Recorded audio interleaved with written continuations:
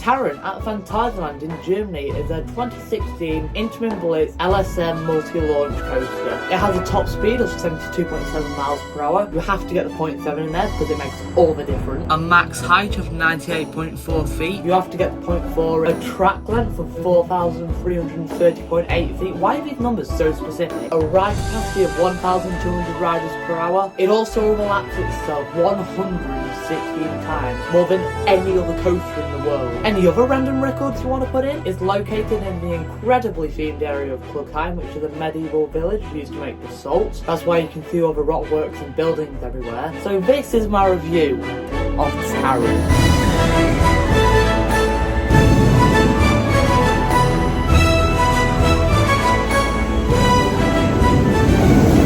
Wherever you are in Klugheim, you can always see Taron flying around its layout. It's one of those coasters which is a spectacle for people watching off-ride, as it interacts with its theming and Rake, the family boomerang coaster. It flies everywhere around the area, so you don't know where it's just come from or where it's going to go to next. The entrance to Taron is a medieval wooden building with 3 queues: the main queue, quick pass and single rider. A jackpot for us fusies. Like the area, the queue line is very well themed. It's mainly just rock work and wooden buildings, because that's all this area is, but you also go over the brake run and look into the station to get a glimpse of what's to come. If you use the main queue, right before you get into the station, you can choose to wait a little longer for the front row, or just stay in the main queue for the rest of the rows. On our first ride, we waited for the front row, and oh, it was worth it. The station is also really well themed, being inside one of the buildings. Once it's your turn to ride, you cross over and put your loose articles in a storage compartment. They are actually double-sided, but depending on how many trains are running, will depend if it's used or not. The train is 8 rows of 2, so 16 riders per train. The ride can also run a max of 5 or 6 trains. So if you do all the very easy maths, you can get the ride capacity of 1,200 riders per hour. Like I said,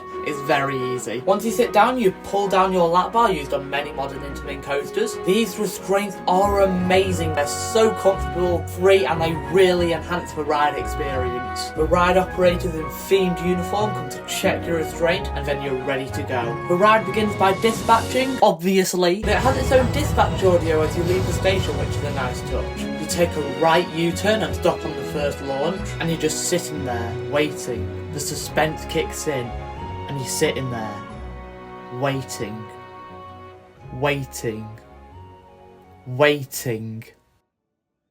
Boom launch from 0 to 49.7 miles per hour. This launch sounds like a Ferrari. Oh, where have I heard that before? Taron uses LSMs, or linear synchronized motors, which are basically magnets on the track and under the train to attract and repel the train forward. This type of launch doesn't usually have much kick like hydraulic launches. This one really sends your head into the back of the seat. You then enter a high stall turn where you get some decent hang time to the right. Next up is an airtime hill, giving surprisingly a lot of ejector airtime. You then curve down to the left, gaining lots of speed into a whippy turn over the brake run. That's what this ride mostly is: high speeds, whippiness, with the additional airtime hills here and there. You then curve around the station a moment to catch your breath after those intense sections. It then takes a left turn and goes through a building. This may be one of the best elements on the ride, because as you go through the building, you get whipped to the right, so you get hang time with incredible theming combined with it. You then bank round to the right into another whippy turn, which gives you more hang time, and this is where a complaint comes in.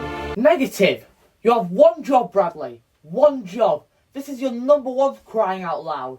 Why do you have to be negative? The pacing just dies. You know, mate, you do remind me of what the pacing is like here. You travel around a few curves and there's not much to it. Intamin Blitzes usually have inversions, Taron does not. But if they were to add an inversion, I would feel like this is the only place to do so. They could add a slow barrel roll or even a slow stall, just something to give it more excitement. It doesn't bother me too much though. Right, I'm done being negative, are you happy now?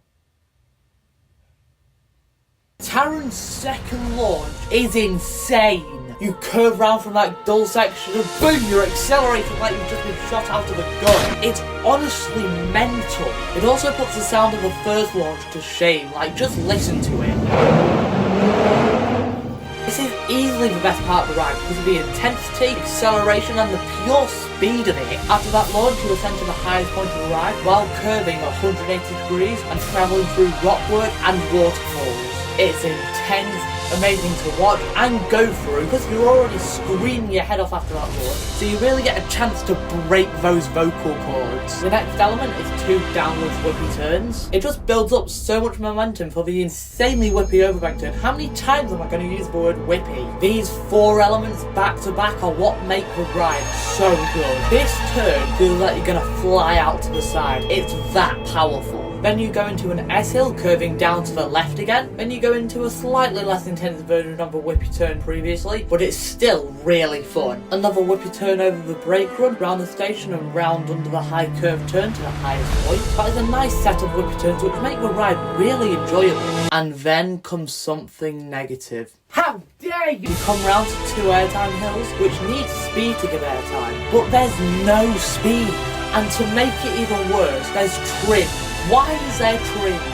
It just kills all the airtime on these hills. This is probably the only disappointing part of the ride, but this final turn makes up for it. You bank to the left and then quickly to the right, so you get whipped to the left. Especially if you're on the left seat, you feel like you're gonna fall out. That's why my favourite seat on this ride is the back left seat, because of all the speed, airtime, and the whippiness on this turn. You hit the brake run and you fly forward. So 1 second you're all the way to the left, and then the next second you're pressed up against the seat like this. It really is a great way to end the ride. So that is it for Taron. For some reason there's no on-ride photo camera, but that can be said for many of the rides at this park, but it's no big deal. Is Taron good?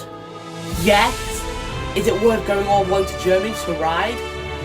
Yes. I am sure when you get off Taron, you will not be disappointed, and you'll still have the rest of Phantasialand to enjoy. So for Taron's final score, I'm going to give it a 9.9 out of 10. It's so close to being perfect, but those airtime hills at the end just stop it from being perfect. What do you think of Taron? Make sure to let me know down in the comments below. If you want to see me experiencing Taron and the whole of Phantasialand for the first time, click here. But that is it, and I will see you next time. Goodbye.